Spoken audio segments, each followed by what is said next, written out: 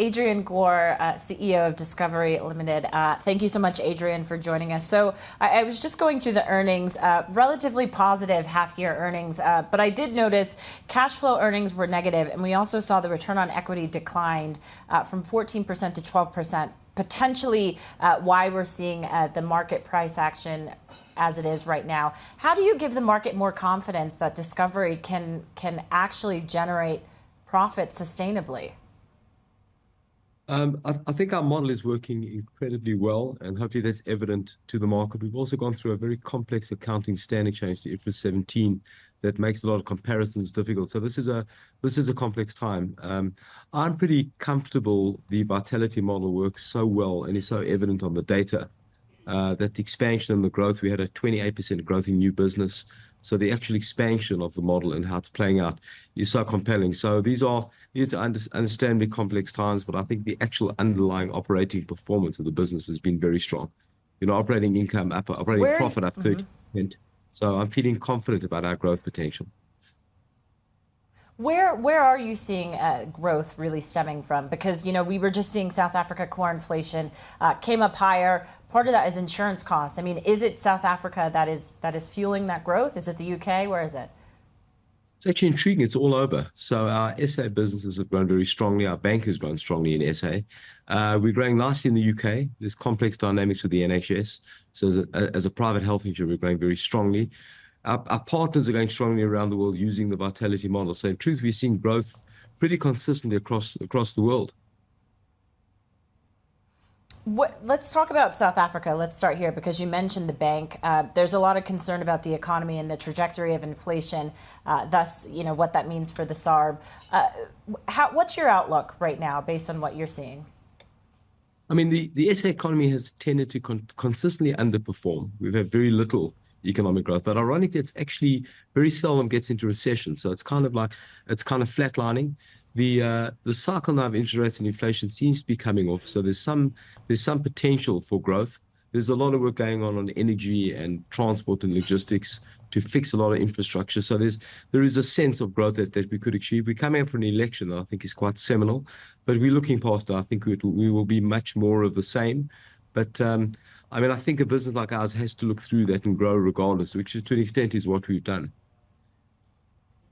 Where do you see the election being seminal, though? I think the expectations are that there could be dramatic change. I think for the first time, the ANC may fall below 50%. So for the first time, the country may see coalitions and a different kind of dynamic in the politics. I think that's probably likely and possible, but I think it will make a dramatic change. So there's a lot of expectation for the election. And the country is resilient, and often I would say the narrative is a lot worse than the reality.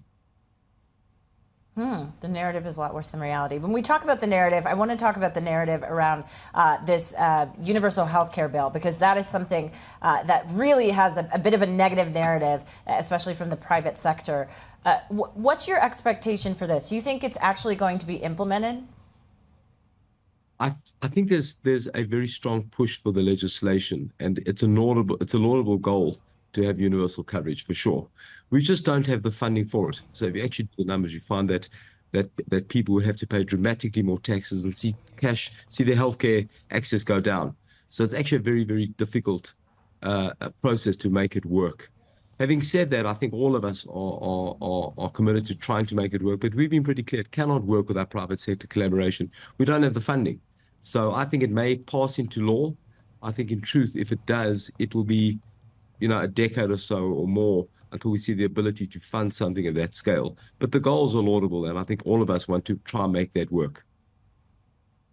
Is the private sector getting involved in terms of negotiating how they could potentially be a partner? Yes, we are. I think we've done a great job with government on things like the vaccine. And our view is that those kind of bridges built can be used in NHI. The private sector is quite unique in that it funds and delivers healthcare entirely, for mostly the employed sector. So it's a very, very powerful asset. And it has to be used appropriately in NHI. Without it, I do not believe the NHI is workable. I do believe government knows that and appreciates that there is a fantastic precedent of business working with government on a whole lot of things. And I think this will be another one of them.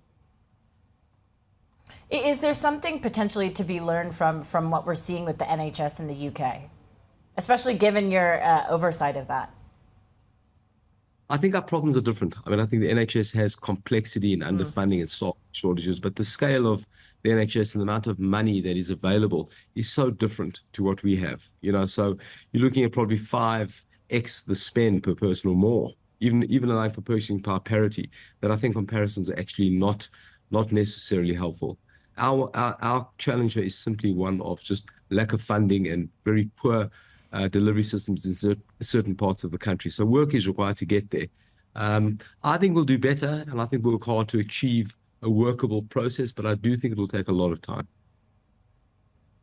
And I was actually speaking with the CEO from Sanlam not too long ago, and he was saying in the long term, he thinks it actually will be beneficial for South Africans. But if we take a look at, and particularly what's happening in the UK, there's more Brits that are turning to private insurance, given what we're seeing with the NHS. I mean, do you see a similar model potentially playing out here?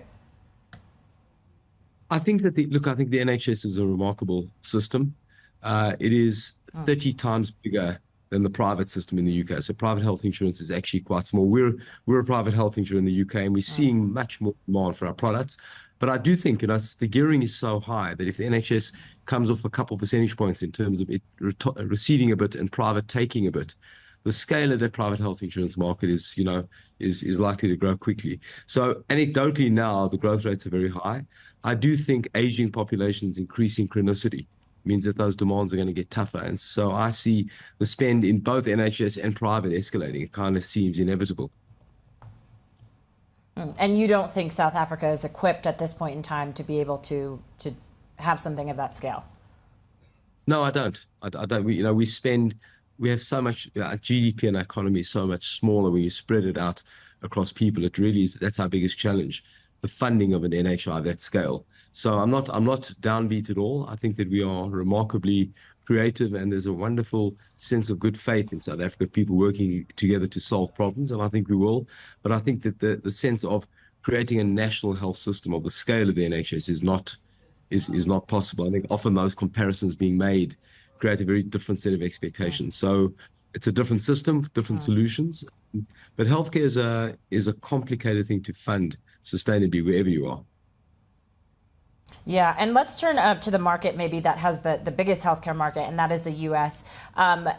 Discovery has talked a lot about acquisitions really helping the company. Are you looking to the U.S. potentially for more acquisitions, more partnerships?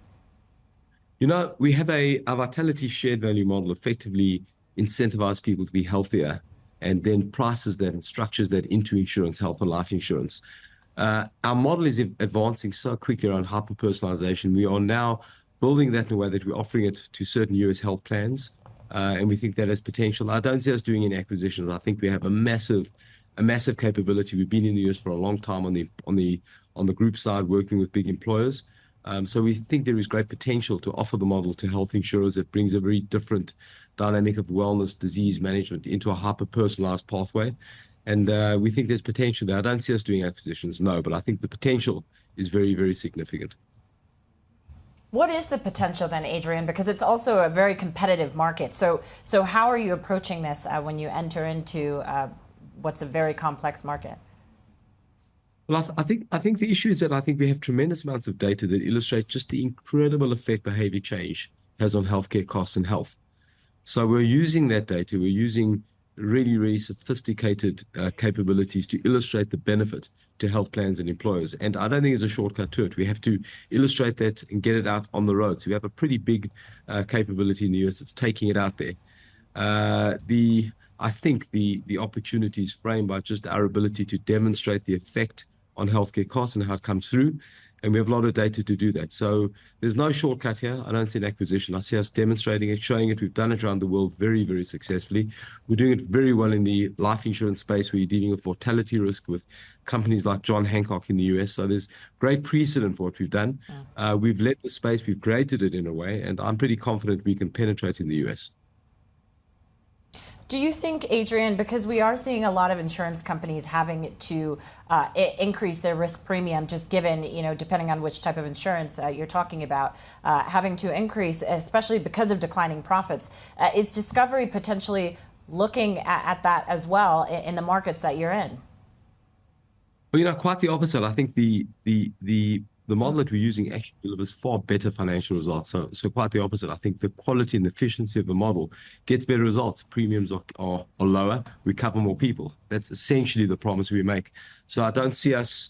I mean, our essential value proposition is to make people either live longer in a life insurance context or consume less healthcare in a health insurance context. And if we can achieve that, you will always get premium inflation. There's underlying medical inflation, etc. But our basic hypothesis is the market is inefficient in that it's not dealing with the behavioral issues, which is a very, very big driver of both deaths and sickness. So quite the opposite. We're trying to be a solution to a market that I think is inefficient.